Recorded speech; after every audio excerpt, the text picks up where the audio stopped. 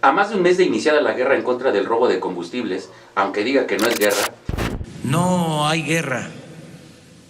Oficialmente ya no hay guerra.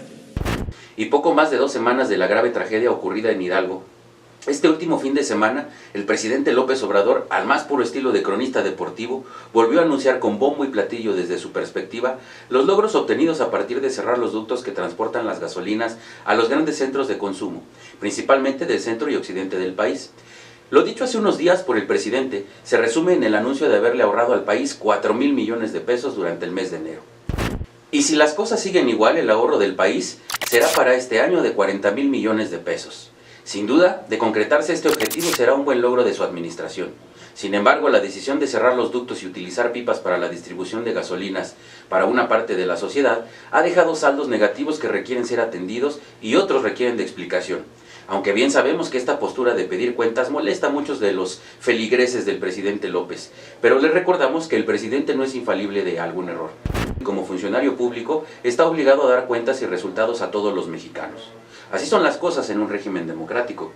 Hasta el día de hoy se han contabilizado poco más de 115 fallecimientos ocurridos a raíz de los lamentables hechos de la explosión del ducto en el estado de Hidalgo. Y aún no hay resultado de las investigaciones y deslinde de responsabilidades por parte del fiscal general. Por cierto, quien tiene la oportunidad de mostrar su autonomía con respecto al Ejecutivo. Todo dependerá de la transparencia y los resultados de su investigación. Hoy la opinión pública genera las siguientes interrogantes. ¿Cuántos elementos del Ejército, Policía Federal y Municipal estuvieron presentes en el derrame de combustible de Hidalgo? Al decir de algunos lugareños y medios de comunicación, no coinciden las cifras dadas a conocer de manera oficial.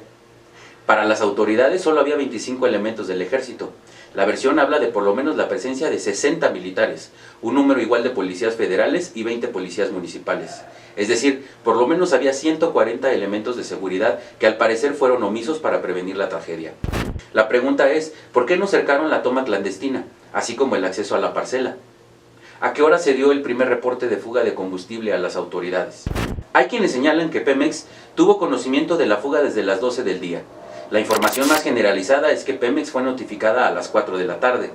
En el peor de los casos, si se conoció de la fuga a las 12 del día, habrán transcurrido 8 horas previas a la explosión, periodo de tiempo donde hubo una inacción irresponsable y criminal por parte de todas las autoridades involucradas. ¿Pemex cerró las válvulas del ducto? Si lo hizo, ¿a qué hora lo realizó?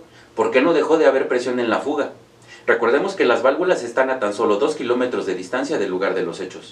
¿Por qué tardó tanto en llegar el personal de Pemex? Si la refinería de Pemex está a 15 minutos del lugar de los hechos. ¿Por qué no llegaron refuerzos del ejército? Para nuestra sorpresa, la base militar 18ª se encuentra a 35 minutos del lugar de la tragedia. El desabasto de gasolinas continúa en varios estados, con el consecuente enojo, malestar, resentimiento y pérdidas económicas. A la exigencia de que se restablezca el abasto de gasolinas por parte de las autoridades locales y ciudadanos afectados, el gobierno federal responde lacónico. Se está trabajando en el asunto y muy pronto quedará resuelto el problema, sin informar a los interesados el cuándo y cómo. ¿Cuándo se informará a cuánto equivalen las pérdidas económicas que ha generado la estrategia de cerrar los ductos en los estados afectados? A más de 30 días de haber iniciado la guerra contra el huachicoleo, no conocemos si hay o no detenidos, quiénes son, las razones y los modus operandi. En cambio, lo que sí es público es el hecho de que la delincuencia organizada ha perforado los ductos de Pemex más de 1,500 veces. Aún así, el gobierno federal no reconocerá la participación de los cárteles de la droga en la actividad del huachicoleo. ¿Seguirá sosteniendo que el problema del robo de las gasolinas es solo producto de la corrupción que prevalece en la paraestatal? He dicho y lo sigo sosteniendo que es muy pronto para cantar victoria. Ante la euforia del gobierno es claro que habrá reacciones y respuestas de la delincuencia ante la ofensiva del gobierno. Ojalá en la estrategia emprendida por el gobierno federal estén contempladas las reacciones al ser acosada la delincuencia organizada. Aumentará la violencia, aumentará la confrontación entre las bandas por el control de las tomas clandestinas y el territorio para compensar las pérdidas por el huachicoleo.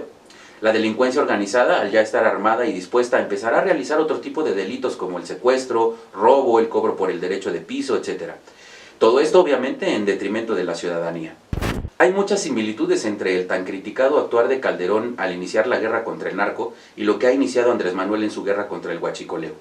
Ambas han dejado una estela de muerte y desolación, en una espiral violento sin límites. Según nuestros registros, solo 54 homicidios el día de ayer.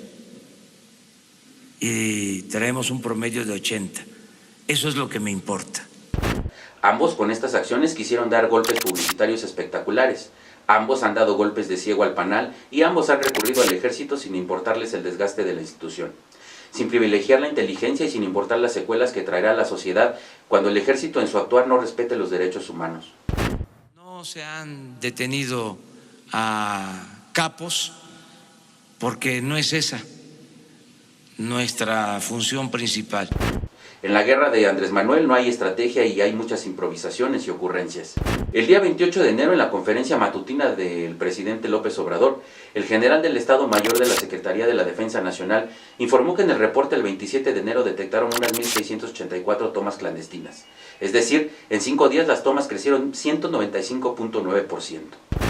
Hasta el pasado 22 de enero, según el director de Pemex, se tenían 569 tomas clandestinas, es decir, han aumentado a raíz de la lucha contra el huachicol.